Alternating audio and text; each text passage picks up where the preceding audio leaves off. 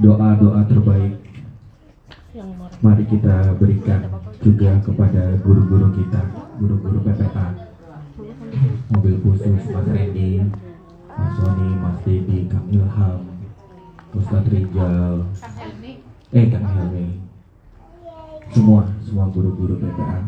Kita doakan mudah-mudahan mereka selalu istiqomah di jalan Allah, selalu tawadu, selalu beristiqomah, selalu dijagain lah sama Allah, selalu panjang umurnya dalam keberkahan dan selalu memberi manfaat buat umat manusia, insyaallah. Kita juga doakan kepada teman-teman pengurus PPA se-Indonesia. Mudah-mudahan seluruh keluarga besar pengurus PPA dimanapun mereka berada, Allah juga jaga keistiqomahannya, keikhlasannya. Dan kita juga doakan untuk semua alumni PPA Balikpapan yang mungkin saat ini sedang sakit, sedang butuh pertolongan Allah, sedang membutuhkan miracle dari Allah. Kita doain mudah-mudahan Allah bantu angkat semua permasalahannya, Allah selesaikan urusan-urusan yang memberatkan hatinya, dan yang paling penting adalah Allah bikin kita semua semakin dekat sama Allah dan semakin bertakwa. Amin. Alhamdulillah hari ini Allah izinkan dengan jadwal yang super luar biasa disusun oleh Ustadz Nanang ini, Masya Allah. Saya minta tolong didoain ya teman-teman, mudah-mudahan ya Mas Nanang ini selalu istiqomah di jalan Allah ya, karena insya Allah undangan ini loh Mas Nanang itu mengobrak-abrik semuanya, tapi kita semua rindu di obrak-abrik sama Mas Nanang rupanya. Ya Allah, senang ya, semoga Allah meridhoimu. Baik, sesuai dengan tema dan undangan kepada kawan-kawan, setelah kita menyelesaikan album kita, hari ini kita akan sharing nih tentang bukunya Mas Randy. Judulnya Get the Miracle. Buku ini jumlah halamannya berapa ratus ya? Saya nggak tahu gimana Mas Randy ngetiknya ya. Kita ngurus email aja bolak-balik dibaca. Ada 267 halaman. 50%-nya kalau saya hitung sedikit ya, hitungan kasar, 50% itu membahas tentang why-nya, mengapa. Sisanya how-nya. Kalau dibahas semua, ini butuh 1 hari. Makanya ada kelas sendiri ya, Bayat ya. Ada kelas sendiri judulnya Get the Miracle. 1 hari. Kalau saya bahas semua di sini nanti kata Mas Randy saya dapat apa nanti? Giliran saya yang berdakwah habis. Salah sebagian aja saya bahas, dan itu yang bagian awalnya. Kalau untuk penulisnya ada yang belum kenal dengan Mas Randy? Angkat tangan. Sudah semua ya. Angkat kaki bisa. Sudah selesai masalah. Oke. Coba kita bahas satu persatu ya. Mudah-mudahan ini nyambung sama apa yang sedang kita jalani hari ini. Pertama saya pengen bahas tentang why-nya dulu. Kenapa sih Mas Randy nulis ini? Kayaknya Mas Randy nulis buku ini ini karena ngelihat kita nih, pengurus PPA Balikpapan. Saya itu kena tomok tuh di situ. Dalam hal apa? Dalam hal kok udah ikut kelas PPA, di dalam kelas PPA nangis, oh ya Allah gitu. Berapa kali di grup dibahas tuh, kangen ada kelas lagi gitu. Wah, nangis berurai air mata. Begitu selesai kelas, ada azan, tak berangkat. Ya. Iya lagi. Ada meeting, ada azan, tak berangkat. Aduh, apalah kita ini gitu kan. Apalagi Mas Randy kan berkali-kali menyampaikan itu ya dalam beberapa pertemuan itu. Mereka yang menangis di dalam kelas, kemudian setelah keluar kelas mereka tidak beramal, ketahuilah sesungguhnya mereka sedang tertipu dengan air mata mereka sendiri. Yeah. Oke, kenapa Mas Randy nulis ini? Kalau saya lihat sih intinya sama, terkait dengan statement beliau bahwa iman tanpa amal soleh itu dusta. Coba ulangin semuanya. Iman tanpa amal soleh itu dusta. Jadi kalau pengen lihat siapa sih pendusta itu, masing-masing bisa menilai dirinya sendiri. Mengaku beriman, apakah beramal soleh? Jika mengaku beriman tanpa amal soleh, maka sadarilah wahai diri, itulah dusta. Kalau di buku sebelumnya tentang PPA yang semua sudah tahu, yang fenomenal itu, Pola Pertolongan Allah, buku pertamanya Mas Renji, itu murni semuanya dihajar habis-habisan membahas tentang tauhid. Nah, di buku ini, di buku Get the Miracle ini, mostly sebagian besar membahas tentang takwa. Jadi ada dua sisi yang sedang kita bahas di BPA Tauhid itu, Pola Pertolongan Allah itu tauhid, dan di GTM adalah takwa.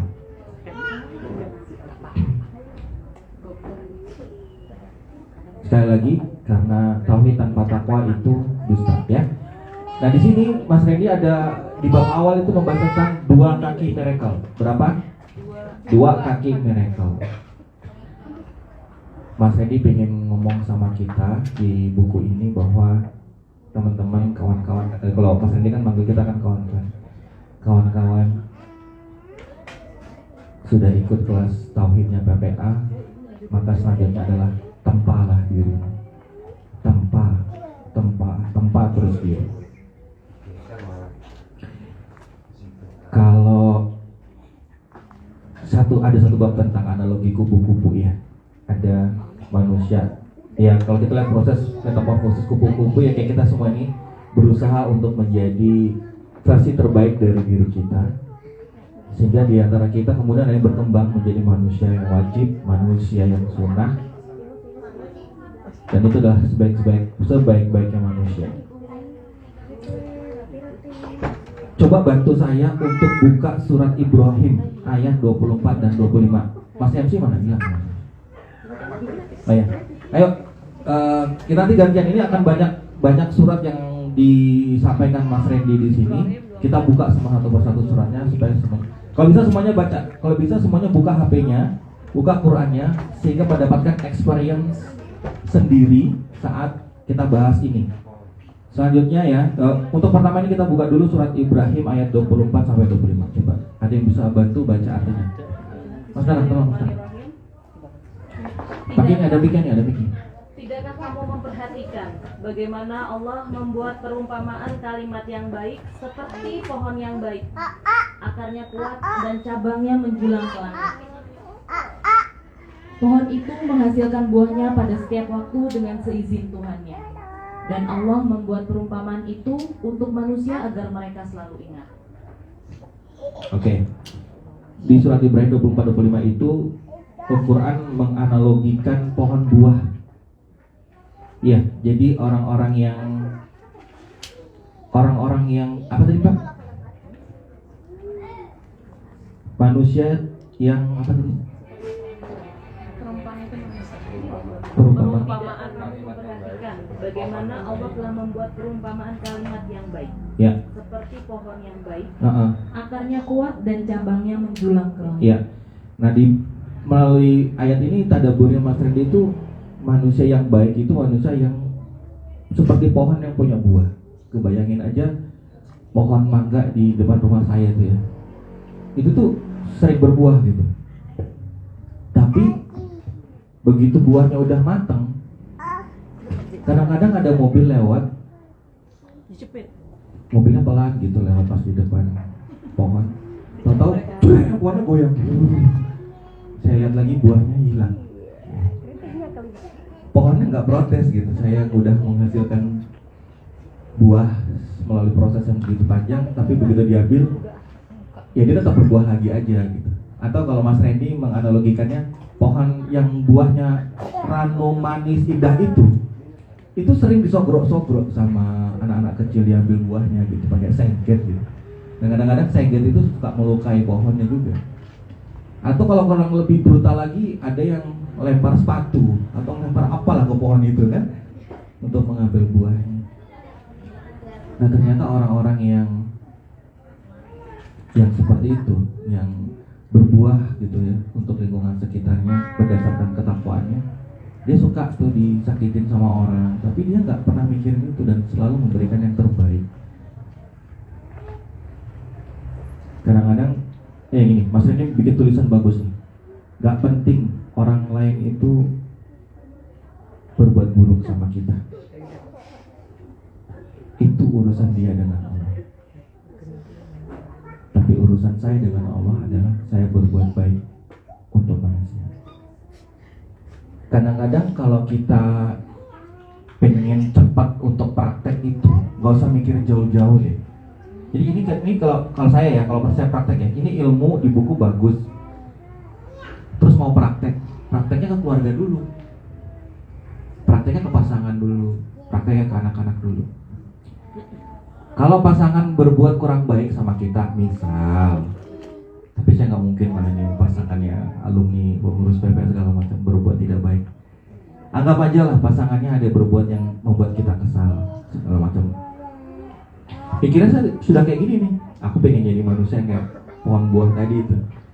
Nggak pedulilah kamu berbuat apapun ke aku, karena perbuatan burukmu ke aku itu urusanmu sama Allah.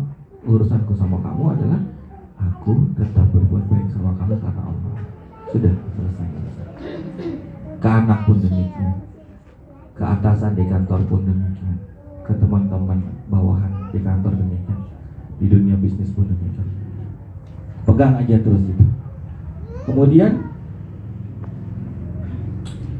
di bagian belakang lagi Mas Randy menyampaikan sebuah kalimat yang bagus. Ini masih pembukaannya, yaitu no victory without taqwa. No victory without taqwa. Pertanyaannya, ada nggak di antara kita di sini yang pengen sukses? Pasti ada semua ya.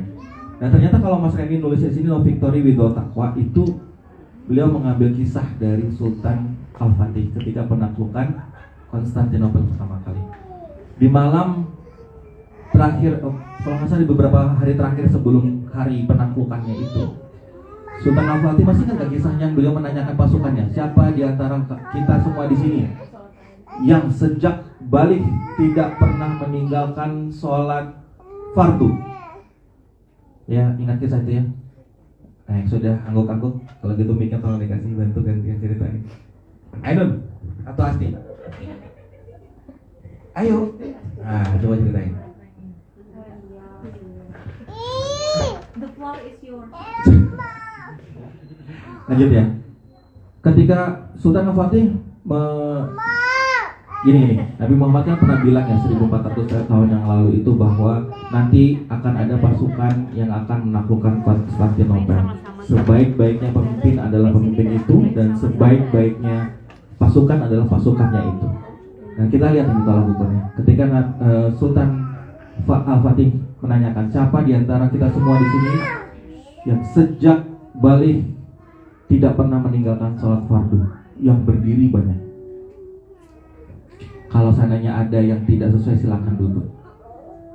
Kemudian ditanya lagi, siapa di antara kita semua sejak balik tidak pernah meninggalkan sholat sunat rawatib, ba'diyah, qobliyah. Sebagian ada yang duduk, sebagian yang lain masih banyak yang berdiri.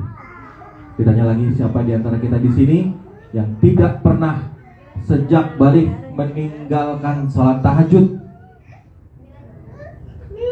Ternyata yang berdiri tersisa adalah hanya Sultan Al-Fatih itu sendiri.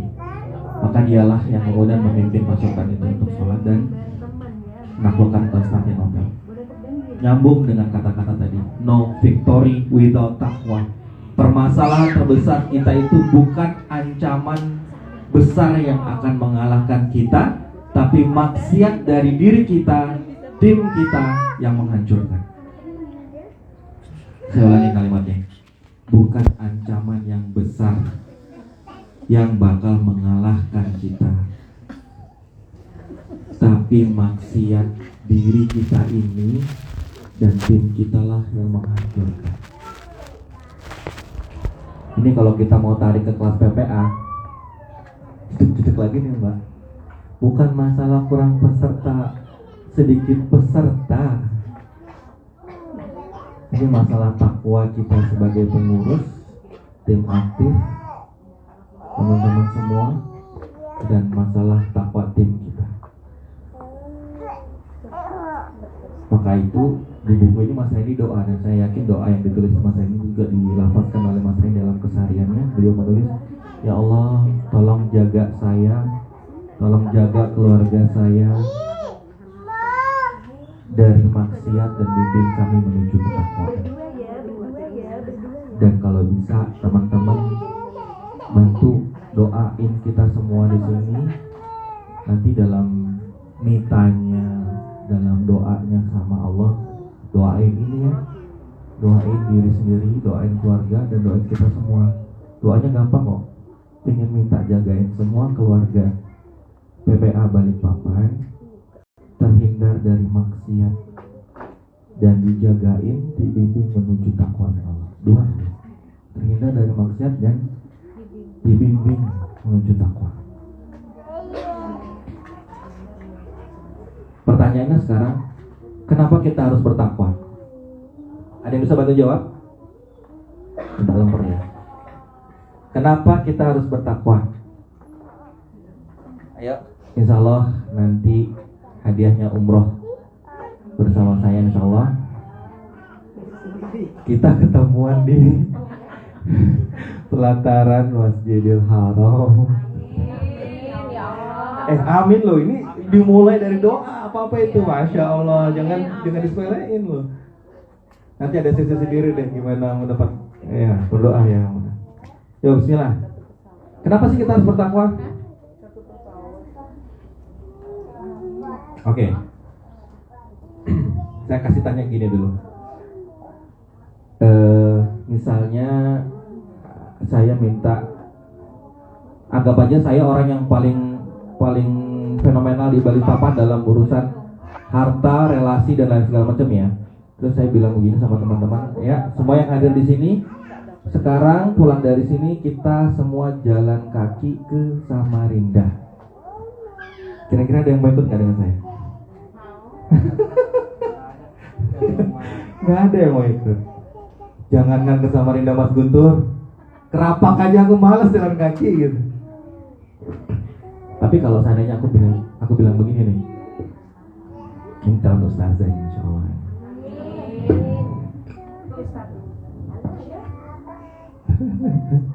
Terus misalnya saya bilang gini, teman-teman, yuk habis dari kajian ini, dari sharing ini, kita jalan kaki ke Samarinda. Karena siapa yang jalan kaki sampai Samarinda, insya Allah semua tagihan cicilan rumahnya ada yang lunasin.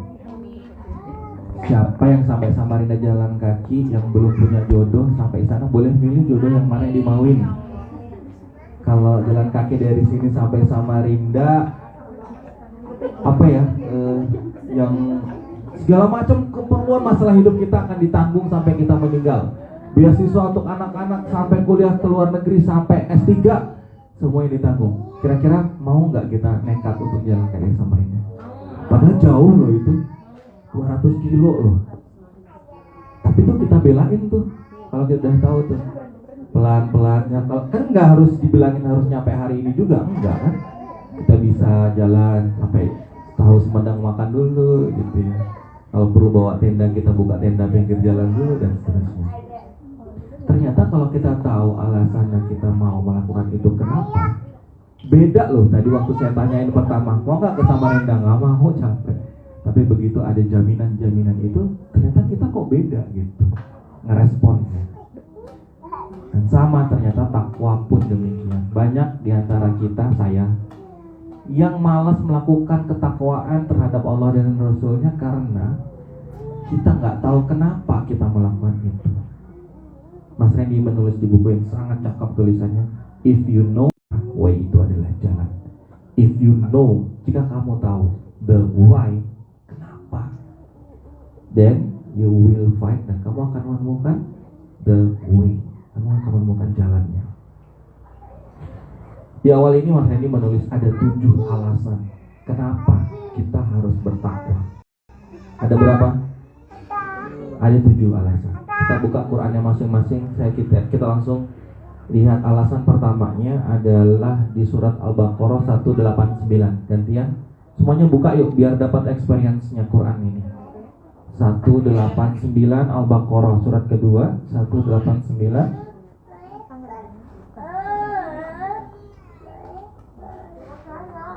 Gantian, ada yang mau bacain? Ayo. Artinya aja. Mereka bertanya kepada Muhammad tentang bulan Sabil. Katakanlah itu adalah suatu hidup dan waktu bagi manusia dari ibadah haji. Dan bukanlah suatu kebajikan memasuki bulan dari atasnya, tetapi kebajikan adalah kebajikan orang yang bertakwa. Masuklah rumah-rumah dari pintu-pintunya dan bertakwalah kepada Allah agar kamu beruntung. Agar apa? Agar kamu beruntung. Harus ngapain supaya beruntung? Bertakwa. Alasan pertama teman-teman, yuk bertakwa yuk teman-teman PPA Balikpapan yuk. Karena dengan bertakwa itu adalah jalan keberuntungan. Qurannya udah jelas bilang gitu, Allah yang menjamin. Ini bukan kata saya, bukan kata Mas Randy, tapi ini kata Allah. Allah yang janji, kamu bertakwa, kamu beruntung. Ya kita masih malas-malasan bertakwa. Dalam bab ini, yang keajaiban takwa yang pertama soal kalau kita bertakwa kita bakal beruntung ini, Mas Randy menuliskan kisah Syekh Hatim Al-Asyam. Ada yang kenal dengan Syekh Hatim Al-Asyam? Kenal ya. Beliau pernah dengar seorang Syekh yang Al-Asyam itu artinya tuli. Pernah dengar seorang Syekh yang pura-pura tuli? Pernah dengar? Pernah ya? Oh iyanya sama yang lain. Telepon kan? Oke, Syekh Hatim ini kisahnya dari seorang Syekh. Dia seorang tokoh ulama yang keilmuannya cukup tinggi, sehingga banyak warga yang datang kepada beliau untuk meminta banyak pendapat, fatwa dan seterusnya. Pada suatu hari ada seorang ibu-ibu datang ke tempat beliau. Dan mohon maaf pada saat ibu ini ingin menyampaikan pertanyaannya, ibu ini kelepasan buang angin kentut ya di depannya Syekh Hatim. Terus Syekh Hatim ketika ibu ini bertanya tentang permasalahannya, Syekh Hatim jawabnya apa? Apa? Diulangi. Syekh Hatim juga jawab lagi. Kenapa Maaf Bu, bisa bicara lebih keras soalnya saya nggak dengar, kata Syekh Hatim. Maka tenanglah hati dari ibu ini. Karena ngerasa, oh Syekh Hatim ini agak susah pendengarannya. Berarti kelepasanku tadi aman, kata dia. Padahal Syekh Hatimnya dengar, cuma beliau pura-pura nggak dengar. Ini adalah buah, kita bicara tadi. Buah dari adab orang yang bertakwa adalah salah satunya menutupi aib saudaranya. Agak beda ya sama kita. Kalau kita dengar aibnya teman, senang sekali, buka lapak, gibah ya. Ya Allah, mohon maafkan kami. Mulai sekarang udah tutup aibnya teman. Itu adalah bagian dari bukti bahwa kita sedang ingin bertakwa sama Allah. Kisah Syekh Hatim ini dituliskan sama Mas Randy. Buku ini adalah kata kuncinya kisah kalajengking dan kantong air. Kisah apa? Jadi kalau ingat kalajengking sama kantong air, ingatlah kisah Syekh Hatim yang nyambung dengan prinsip nomor 1 keberuntungan. Dan takwa adalah dengan bertakwa kita beruntung. Suatu hari Syekh Hatim itu melihat rombongan orang, kayaknya kalau nggak salah Syekh Hatim ini di Baghdad deh. Nanti coba kita cari tahu ya kalau ada yang bisa bantu. Di Irak, Baghdad ya, Baghdad itu di Irak. Syekh Hatim ini melihat ada rombongan yang ingin berangkat ke Mekah untuk melaksanakan ibadah haji. Nah beliau tuh pingin banget naik haji. ya Allah pengen naik haji gitu kan. Tapi banyak yang dipikirin sama saya, kalau saya pergi haji gimana sama istri saya, siapa yang ngasih makan dia nanti, anak-anak saya gimana, saya juga nggak punya bekal untuk pergi ke Mekah. Nangis saya ini di depan rumahnya, saking rindu pengen ke Baitullah. Melihat ayahnya menangis, anaknya yang umurnya 6 tahun, Masya Allah. Anak ini Masya Allah ya. Anak itu nanya, Abi kenapa kau nangis? Jadi ceritakan lah, pengen haji tapi takut karena keluarganya nanti nggak punya sesuatu untuk dibawa, untuk bekal, untuk ditinggalkan dan segala macam. Akhirnya anak ini bilang, Abi kalau mau berangkat aja, kan ada Allah. Masalah bekal nanti Allah yang ngatur, masalah kami di sini nanti juga ada Allah. Untuk sama Umi biar saya yang bicara sama Umi. Gitu nih anak nih, masalah ya. Singkat cerita, akhirnya Uminya oke, sehingga Syekh Hatim bisa berangkat bersama dengan rombongan menuju ke Mekah untuk haji, dan keluarganya ditinggal tanpa perbekalan. Kita bicara tentang Syekh Hatim sendiri dulu. Ketika beliau di dalam perjalanan, ternyata di tengah-tengah perjalanan pimpinan khalifahnya itu disengat kalajengking. Pimpinan khalifahnya itu disengat sama kalajengking. Dan dicarilah orang soleh di situ di antara rombongan yang berangkat, dan yang ditunjuk adalah Syekh Hatim untuk mendoakan agar pimpinan khalifah rombongan ini sembuh dari sengatan kalajengking. Singkat cerita, beliau mendoakan dan akhirnya sembuh, dan kemudian pimpinan rombongan ini mengatakan, mulai hari ini seluruh perbekalanmu, kebutuhanmu, dan perjalananmu menuju Baitullah sampai pulang lagi, aku yang tanggung. Kalajengking ya. Berarti beres dong urusan Syekh Hatim? Beres ya? Oke, beres. Jadi beliau dengan bertakwa, Allah bantu tuh. Terus yang di rumah gimana? Istri sama anaknya. Makanan pada akhirnya habis. Sempat menggerutu, mungkin karena ya gitulah ya. Ini gimana, kita ini gak punya makan. Perhatikan apa yang disebutkan oleh anaknya Syekh Hatim. Umi, yang memberikan rezeki kita makan itu Allah atau Abi? Coba lihat kualitas pertanyaannya. Siapa yang memberikan makan kita, Umi? Allah atau Abi? Allah. Kata anaknya, kalau yang jadi wasilah Abi pergi, yang memberi rezeki Allah masih akan selalu tetap ada. Apa yang harus kita khawatirkan, Umi? Di kondisi gak ada makanan. Ngomongnya kayak begitu, cakep banget. Lalu tiba-tiba rumahnya diketuk oleh seseorang. Tok, tok, tok. Assalamualaikum. Ketika dibuka, ternyata wakil dari khalifah yang sedang kehabisan air minum, kemudian meminta air minum kepada rumah itu. Khalifah sedang membutuhkan air minum, kami meminta air minum dari rumah kamu. Lalu dibawalah air minum dalam satu kantong air untuk diserahkan kepada khalifah. Kata uminya, Pak, ini apa lagi? Makanan sudah habis, di sisa air minum pun diminta sama orang. Ini gimana kita ini? Ya sekali lagi anaknya ketawa ya, tenang aja Umi. Dan ketika kantong air minum tadi sampai kepada khalifah, khalifahnya itu ngerasa, iya airnya beda banget nih sama air yang lain. Ini dari rumah siapa? Dari rumah Syekh Hatim. Oke, kata khalifah gitu kan, pengawalku, jika kalian percaya sama aku, lepaskan sabuk-sabuk kalian. Sabuknya itu terbuatnya dari selain kulitnya ada permata-permatanya itu, batu-batu permata itu. Disuruh diserahkan semuanya ke rumah yang sudah memberikan air minum tadi. Maka patuhlah pengawalnya tadi, kemudian diserahkanlah itu tadi sabuk-sabuk berisi batu-batuan itu kepada istrinya sehat. Kemudian sebagai tanda terima kasih, ketika rombongan ini mau pergi, ada orang kaya yang ada di kampungnya Sehatim itu melihat peristiwa itu. Dibelilah seluruh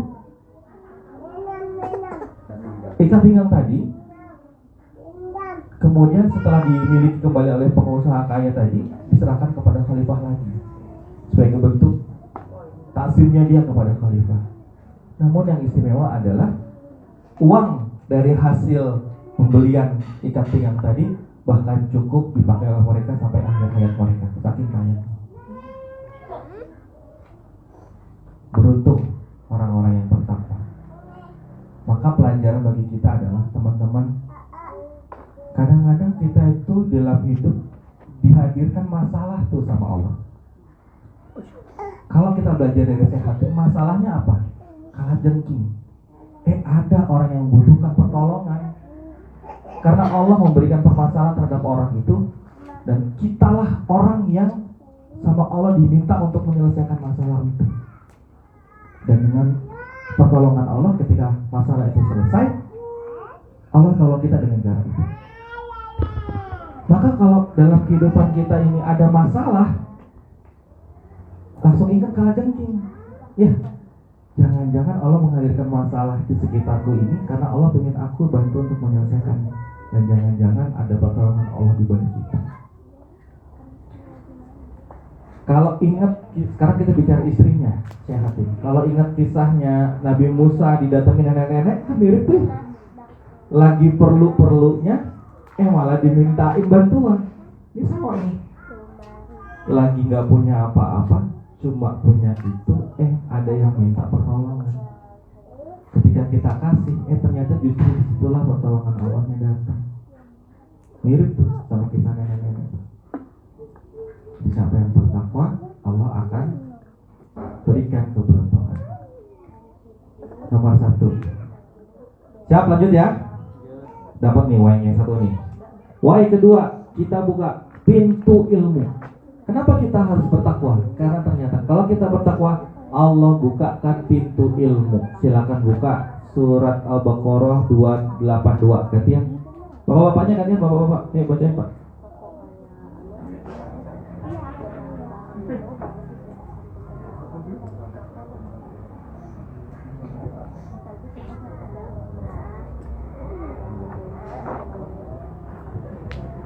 Siapa mau baca? Al-Baqarah 282. Monggo. Wahai orang-orang yang beriman, apabila kamu melakukan utang piutang untuk waktu yang ditentukan, hendaklah kamu menuliskannya. Dan Langsung di ujungnya aja deh, yang apa? Yang bertakwalah tuh, dan bertakwalah.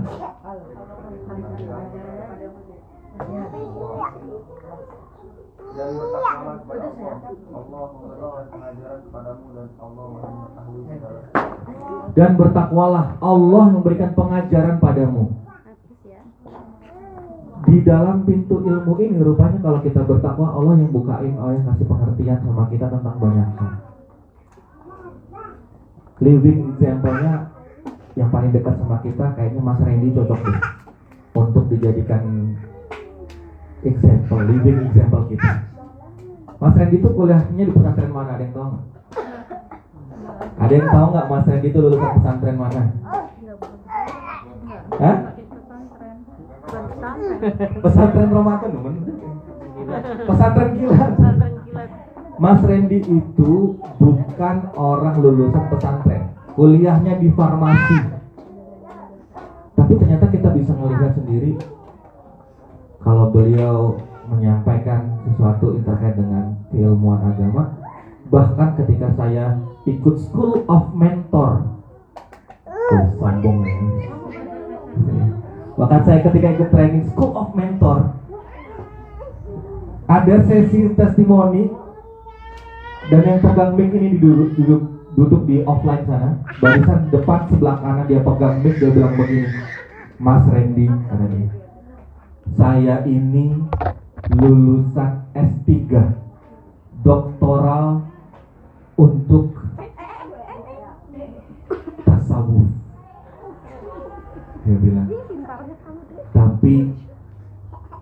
Kalau nggak salah intinya kalimatnya saya belajar banyak dari Mas Reni.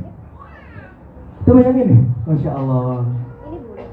Dan Mas Reni selalu bilang ya, yang ngasih ilmu Allah, saya tukang ketiknya saja. Yang ngasih ilmu Allah, saya cuma bagian ngomongnya aja.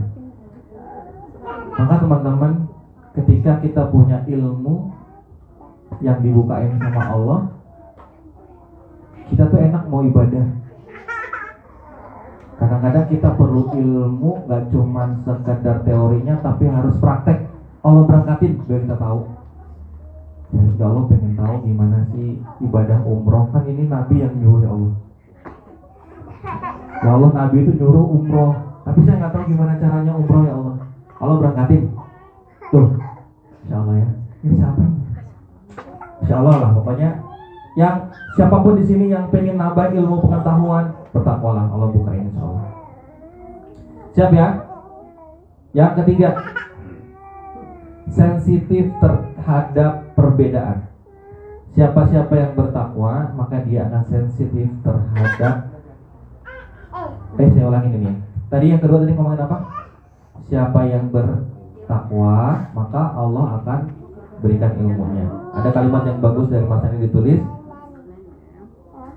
semakin turun takwa, ilmu seolah berhenti. Ini deep banget sih kawan saya. Kenapa ya kok saya nggak nambah ya pengetahuan agama saya gitu? Kenapa sih kok nggak ada ilmu baru yang masuk ya dalam pikiran saya? Ini jangan-jangan kalau kita perlu ngecek ini, kita udah nggak bertakwa gitu. Kita berhenti bertakwa, makanya macet. Ya, macet lagi kena lagi ya Allah.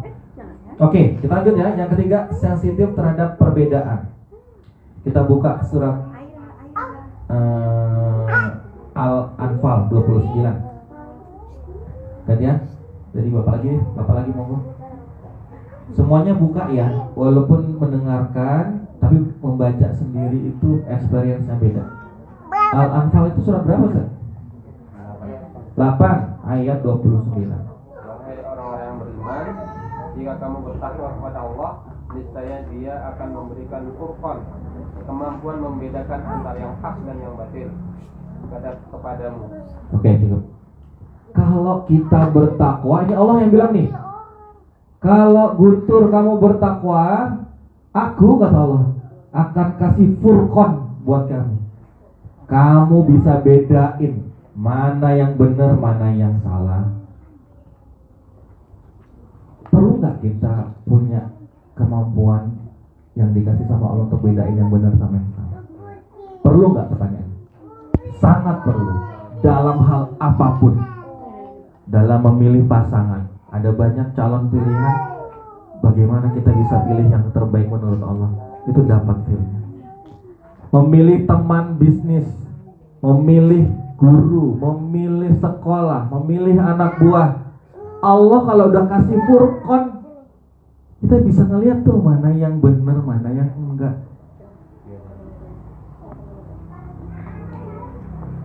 Dan itu sangat-sangat kita perlukan. Dengan bertakwa, kita sensitif terhadap perbedaan. Apalagi nanti mau milih di 2024. Iya. Lanjut ya.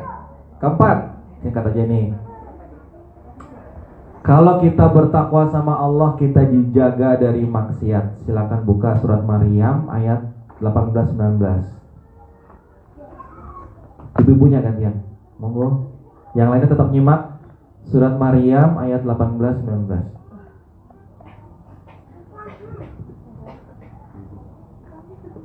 Gantian.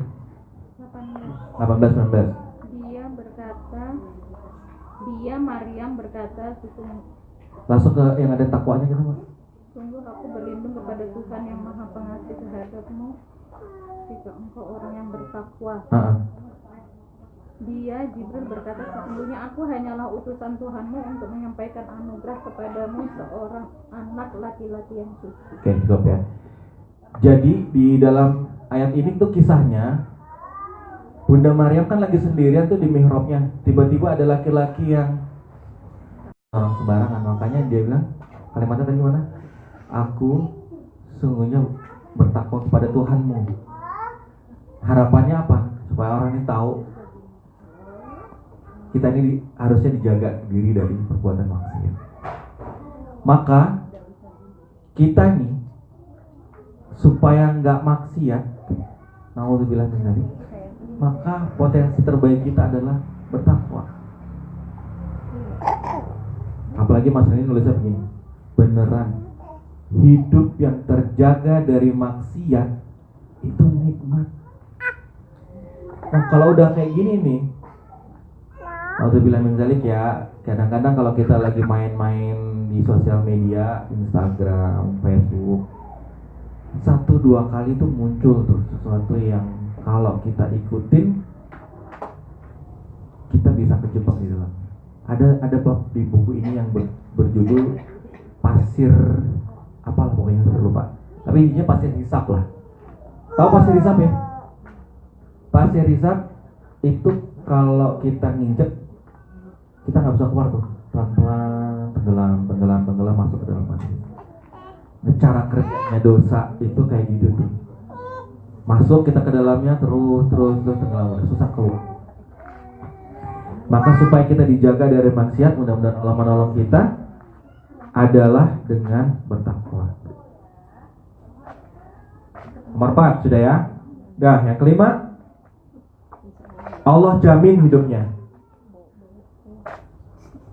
Silakan gantian buka surat Yunus 62-63.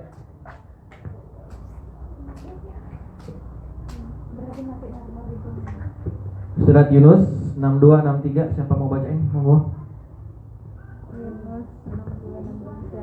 Ingatlah sesungguhnya wali-wali Allah itu tidak ada kekhawatiran terhadap mereka dan tidak pula mereka bersedih hati, yaitu orang-orang yang beriman dan mereka selalu bertakwa. Orang yang bertakwa itu dihilangkan 2 hal dari hidupnya. Bilangin ya. Oh, ini yang bilang Allah. Kalau kita bertakwa, dihilangkan 2 hal dalam hidup kita. Yang pertama takut, dan yang kedua sedih. Takut itu dimensinya adalah masa depan. Takut nih nanti anakku gimana ya? Takut nih nanti istriku gimana ya? Takut nih nanti sekolahnya anak-anak gimana ya? Itu takut tuh, dihembus-hembusin tuh sama setan. Khawatir, punya khawatir aja terus. Tapi kalau kita beriman, Allah akan hilangkan tuh rasa takut di masa depan. Karena Allah yang menjamin hidup kita di masa depan. Dan takut yang kedua yang dihilangkan oleh Allah, rasa yang kedua yang dihilangkan oleh Allah adalah rasa sedih. Dan kalau rasa sedih itu terkait dimensinya dengan masa lalu. Sedih nih, hidupku begini. Sedih nih, aku ditinggalin. Sedih nih, aku ditipu. Sedih nih, bisnisku hancur. Sedih nih, gitu. Pokoknya sesuatu yang sudah dilalui oleh kita di masa lalu itu membuat kita sedih dan itu merusak masa depan. Nah, kalau kita bertakwa, Allah akan hilangkan itu. Yang sudah lewat adalah bagian dari pelajaran untuk lebih baik di masa depan. Cakep banget ya.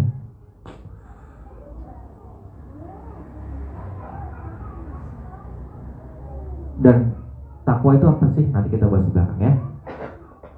Yang keenam, orang yang bertakwa itu dimuliain sama Allah. Buka surat Al-Hujurat ayat 13. Ibu-ibunya gantian bacain. Dimuliakan. Orang yang bertakwa itu dimuliakan sama Allah. Surat Al-Hujurat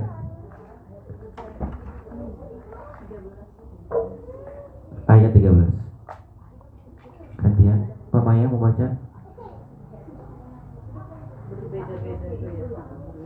Wahai manusia, sesungguhnya kami telah menciptakan kamu dari seorang laki-laki dan seorang perempuan. Kemudian kami jadikan kamu berbangsa-bangsa dan bersuku-suku agar kamu saling mengenal. Sungguh yang paling mulia di antara kamu di sisi Allah ialah orang yang paling bertakwa. Sungguh Allah Maha Mengetahui, Maha Teliti. Ya? 13 kan? Oh, kesalahan dulu sih. Ini harus buka lagi. Paling bertakwa. Di antara kamu adalah paling bertakwa. Iya. Gimana kalimatnya? Orang yang paling mulia di antara kamu aja deh. Kalimatnya itu ya. Orang yang paling mulia di antara kamu adalah orang yang bertakwa. Jadi kalau kita bertakwa itu berarti kita akan semakin mulia. Semakin tinggi takwa kita, semakin mulia. Dan kisah mulia ini di dalam bukunya Mas Randy Get America ini adalah mengisahkan seorang pemuda asal Mekah yang suatu hari menemukan, ini kisah nyata ya.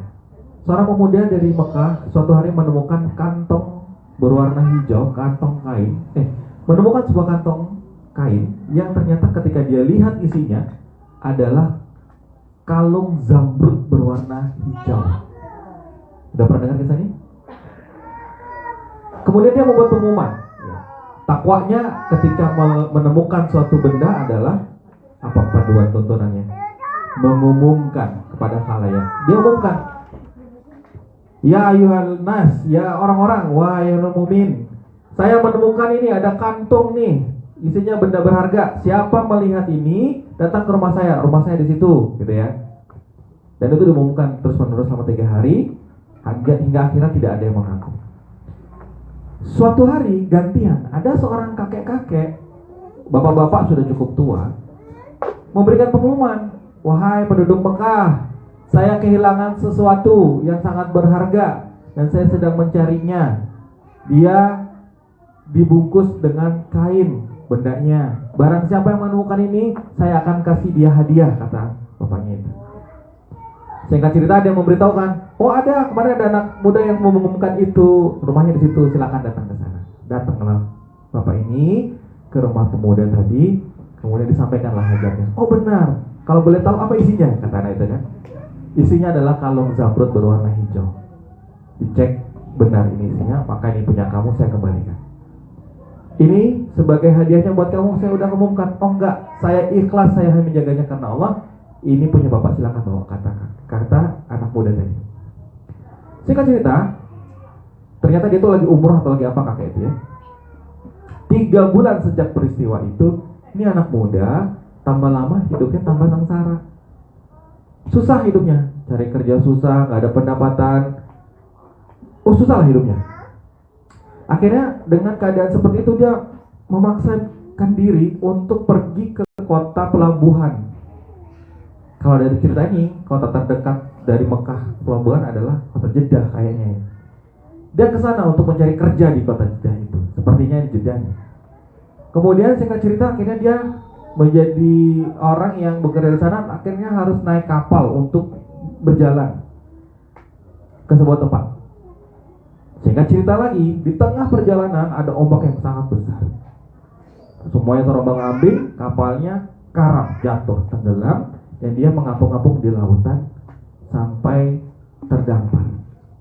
Sebentar, kalau ceritanya sampai di sini, maka pertanyaannya adalah gimana sih jadi orang soleh susah amat ya? Jadi orang bertakwa susah amat. Sudah bertakwa nih aku nih, udah harusnya kan itu kalau mau diambil tuh kalau dia udah langsung kaya, nggak ada masalah. Ini pengen bertakwa, tapi susah banget hidupnya. Maka kalau ada orang yang bertanya, kenapa kok aku sudah berusaha untuk bertakwa, tapi kok masih kayak gini hidupku? Maka ketahuilah orang-orang itu sedang nonton bioskop, filmnya belum selesai, udah keluar dari bioskop. Filmnya belum selesai, tenang. Mana ada jagoan langsung menang ya kan? Jagoan itu dipukul-pukul dulu sama penjahatnya gitu katanya kan. Nah, menangnya belakangan. Kalau menangnya langsung di depan, filmnya itu sedikit yang nonton, gak seru kisahnya. Nah kemudian ini kisahnya baru dimulai. Ketika pemuda tadi terdampar di sebuah daratan, dia ditolong sama orang. Kemudian dia melihat di situ ada musola, ada masjid yang sudah tidak terurus lah.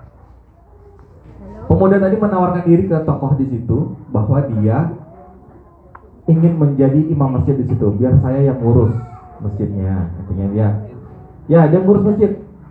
Akhirnya kamu bisa jadi imam masjid, bisa kata dia. Ya udah kamu jadi imam di sini dulu. Mulailah kemudian orang-orang yang tadinya sejak pengurus masjid yang lama meninggal, tidak ada lagi yang mengurus masjid itu. Kemudian penduduk situ mendengarkan dia jadi imam, suaranya merdu dan seterusnya. Akhirnya lah lumayan ya. Iya. Nah, yang istimewa lagi ketika ditanya, anak muda kamu sudah menikah belum? Katanya. Dijawabnya belum. Maukah kamu kami nikahkan dengan salah satu pemudi di sini, gitu ya? Maulah intinya. Dan terjadilah pertemuan tuh, ta'arufnya nih antara pemuda tadi dengan calon istrinya. Ketika dipertemukan, calon istri keluar kan, ketemu tuh barengan di situ. Apa yang dia lihat dari calon istrinya itu? Calon istrinya mengenakan kalung berwarna hijau, dan itu adalah kalung zamrud. Dan pemuda tadi hanya ngelihat kalung tadi, tidak ngelihat calon istrinya. Itu dimarahin tuh sama toko di situ. Kamu nih gimana sih? Orang ada calon istri kok yang kamu liatin itu hanya kalungnya. Oh, nggak pantas. Sebentar, bukan apa-apa. Saya punya kisah terhadap kalung itu. Diceritakanlah apa yang kita ceritakan tadi. Setelah selesai diceritakan, semua orang berteriak, Allahu Akbar, Masya Allah, gitu. Kenapa kira-kira? Karena ternyata itu anaknya kakek yang tadi, bapak yang tua yang tadi. Dan bapak tua tadi sebelum meninggal berpesan, saya berdoa, semoga kelak pemuda Mekah yang saya temui ketika dia menemui kalung ini akan menjadi jodoh buat anakku. Bikin merinding. Masya Allah. Ya. Jadi kalau kita bertakwa, Allah muliakan. Sudah berapa tadi? 6. Terakhir ya. Y yang terakhir, diberikan solusi. Kita manusia nggak mungkin nggak punya masalah. Kalau nggak pengen punya masalah mati aja. Memang itu kan? Ya, orang mati mana punya masalah? Udah selesai mati dia. Tapi kalau dia masih hidup pasti punya masalah. Makanya setiap kita punya masalah, kita butuh solusi. Dan Allah memberikan solusi itu. Dan solusi itu kali ini dari kisah Ummu Suraih. Nah, Mbak Mila, Ummu Suraih itu siapa Mbak Mila? Oke, ini ya saya singkat ceritanya. Kisah Ummu Suraih, dengarkan ini, bagus banget kisahnya. Dia itu menjadi mu'alaf dengan cara diam-diam. Dan secara elegannya, karena dia mungkin istri dari bangsawan Quraisy, berdakwahnya dia tuh dengan cara elegan, yaitu ngajak makan gitu, ngajak makan, ngobrol-ngobrol ngalor ngidul, baru masuklah dia mendakwahkan Islam. Begitu terus. Mungkin sesama ibu-ibu ini kali ya, sosialita lah ya. Hingga akhirnya ketahuan kalau dia sudah masuk Islam. Pada saat itu kan orang-orang Islam yang baru-baru dimusuhin tuh sama orang Quraisy. Hingga singkat cerita, satu kesempatan suaminya lagi tidak ada di kota Makkah, dia diculik oleh tokoh-tokoh Quraisy untuk disiksa di tengah gurun. Ketika di tengah gurun, dalam keadaan panas seperti itu, Masya Allah, kemarin saya barusan dari sana ke 40 derajat ke atas ya, nanti juga tahu, panas banget, Masya Allah. Dan itu saya ngebayangin Ummu Suraih ini sedang dibiarin gitu aja di panasan kayak gitu di siang hari tanpa dikasih minum. Dan 2 orang Quraisy yang disuruh menjaga itu mengawasi dari jauh, dari tempat teduh, sambil bawa bekal sendiri. Tapi anehnya, Ummu Suraih ini kok kayak sempat pingsan, abis itu gak lama seger lagi. Dan heran nih 2 penjaga, kok dia bisa seger, kenapa ya? Didatengin. Ketika didatengin, ternyata Ummu Suraih itu habis minum, mukanya tuh bahkan basah. Dari mana airnya? Ternyata kalau kita perhatikan kisah Bani Israel yang dikirimin makanan langsung dari langit oleh Allah, Ummu Suraih ini dapat minum langsung dari Allah, diturunkan langsung dari langit. 2 penjaga Quraisy ini heran, loh kamu kok bisa dapat? Kamu pasti mencuri stok kami ya pada saat kami lengah. Enggak, aku dapatnya dari Allah, kata Ummu Suraih. Kita nggak percaya, kita periksa. Kalau seandainya kita periksa stok kami ini masih ada, berarti memang itu dari Allah. Tapi kalau udah habis, berarti kamu mencuri. Dan ternyata kata diperiksa, beneran masih ada. Maka di saat itu 2 orang tadi, orang Quraisy tadi, jadi masuk Islam, jadi mu'alaf. Kisah yang kedua, ternyata belum sampai di sini ceritanya. Ketika Ummu Suraih sedang melakukan hijrah ke Madinah, waktu itu beliau nebeng sama khalifah dagangnya orang Yahudi. Nanya nih, berapa saya harus bayar segala macam, udah naik aja, gampang, nanti kita kasih makan, kasih minum. Ternyata ditipu lah, biasa. Sampai di tengah jalan, beliau dibiarin tanpa makan, tanpa minum. Dan orang Yahudi ini bilang, kamu akan aku kasih makan kalau kamu bilang bahwa Yahudi adalah agama yang benar. Ya, tauhidnya musuhnya bagus. Akhirnya nggak mau, dibiarin kehausan. Dan sekali lagi Allah turunkan lagi air langsung dari langit kepada beliau, sehingga beliau tidak kehausan, seger, bahkan wajah beliau masih basah tuh karena air dipakai untuk itu. Tapi bedanya kalau orang Yahudi, walaupun sudah dikasih tahu dia nggak mau. Intinya adalah Allah kasih solusi di tengah permasalahan yang menghimpit kita. Seberat apapun situasinya, ketika orang itu bertakwa, Allah yang nolongin langsung, gak main-main, insyaallah. Sudah 7 ya why-nya. Dan sekarang kita masuk ke poin yang paling penting sebagai penutup sekaligus. Takwa itu ngapain sih Mas sebenarnya? Di sini Mas Hendy menulis 2 hal tentang takwa. Takwa itu ada 2 dimensinya. Yang pertama adalah dimensi ritual. Dimensi apa? Yang kedua adalah dimensi sosial. Dimensi apa? Jadi takwamu Guntur itu bukan sekedar urusanmu dengan Allah, tapi juga urusanmu dengan manusia. Perhatikan, urusan takwa kita sama Allah aja kadang-kadang, bukan kadang, kayaknya pastinya belum beres nih. Seberapa, makanya sejak kena ini nih, odol jangan sampai lewat mulai hari ini. Karena interaksi kita dengan Quran adalah bagian dari takwa kita. Mengerjakan sunnah-sunnahnya Rasulullah adalah bagian takwa dari kita. Masuk kamar mandi pakai kaki kiri, lakukan dengan sadar mulai sekarang, bukan sebagai sebuah refleks saja. Sadar kamu sedang bertakwa itu. Keluar kamar mandi pakai kaki kanan lalu berdoa ghufranak. Sadar, lakukan itu dengan sadar. Itu bagian dari takwa.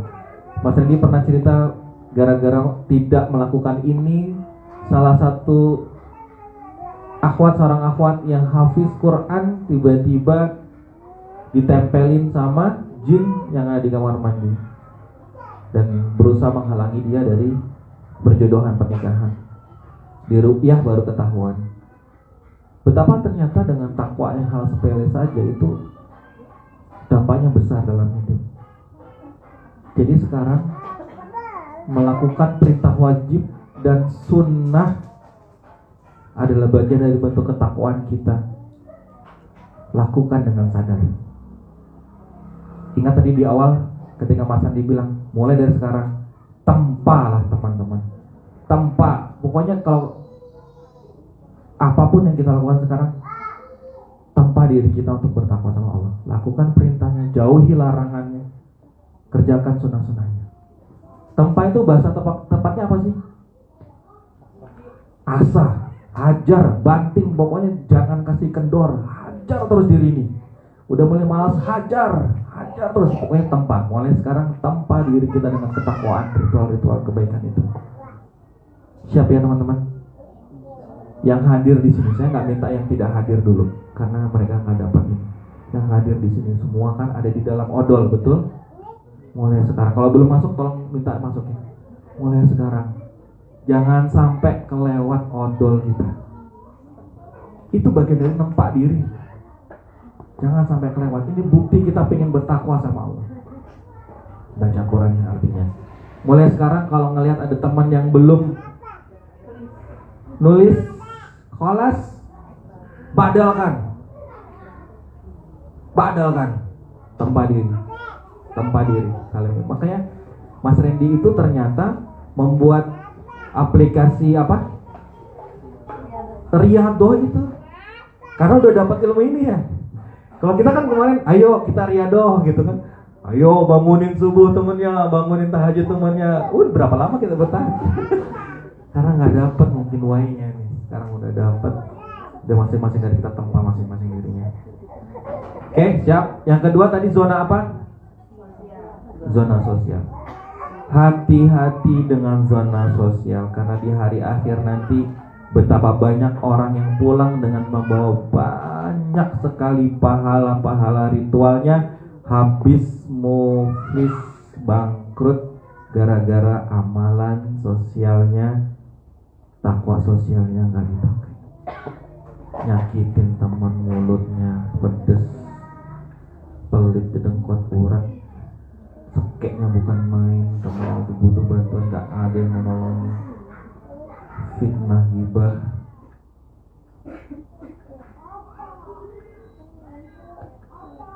Aduh, ini berat nih yang ngomongin ya. Kita janji sama kantor bahwa kita akan masuk jam sekian, kitanya lelet-lelet. Beneran nih teman-teman, banyak di antara umat muslimin yang bangkrut gara-gara kayak gini. Kita harus tidak menganggap sepele lagi hal-hal ini sekarang. Dimensi sosial hati-hati. Apalagi ngeberesin dimensi sosial itu harus sama orangnya, nggak ada urusannya sama Allah. Yang punya utang mikir betul-betul, kalau nggak bisa ngelunasin tempel terus orangnya, cicil semampunya, jangan menghindar, kejar terus. Yang punya janji tepatin. Ini dimensi sosial. Kita kebanyakan ngomongin dimensi ritual, dimensi sosial yang lewat.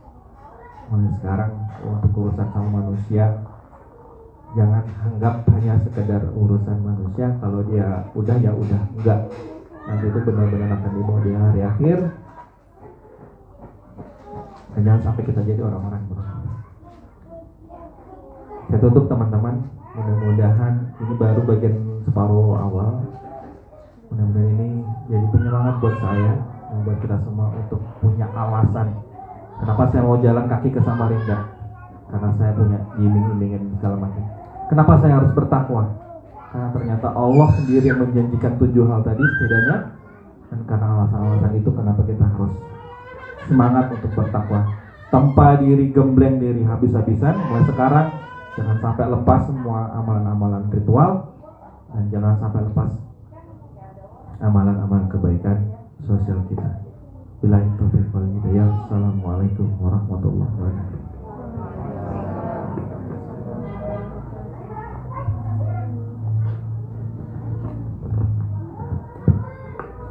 Masya Allah. Berasa lagi di kelas ya. Mas Guntur, terima kasih ya. Banyak insight yang didapat. Masya Allah. Memang